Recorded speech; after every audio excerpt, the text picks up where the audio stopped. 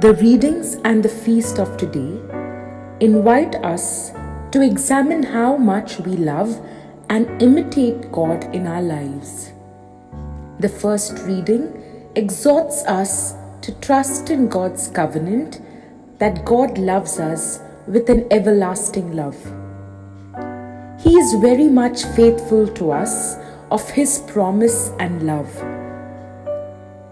Though Israel was a privileged one, we too share the same privileges as we are the sons and daughters of God Almighty.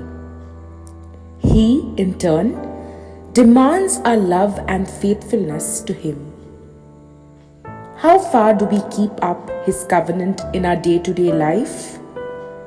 In today's Gospel, Peter reveals the identity of Jesus with full faith that Jesus is the Messiah, the Son of living God. All of us, Christians, are expected to proclaim openly that Jesus is the Messiah, just as Saint Peter did. We are called to do so through our way of living. Do our faith expressions and way of living really reveal who Jesus is?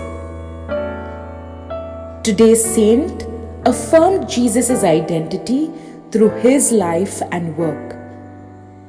Saint John Maria Vianney was a man with a vision, and Jesus Christ was the center and purpose of his life.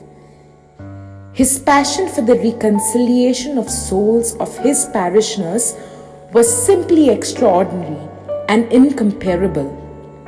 Yes, just as he professed that Jesus is the true Messiah, through his ministry of administering the sacrament of reconciliation, we are also called to proclaim our faith in Jesus by all means possible. On the occasion of this Pastor's Day, let us pray to God to strengthen and empower our priests. We pray that they may be abundantly blessed and that the joy of the Lord may always remain in their hearts. We also pray that our families may be cradles for vocations to priesthood.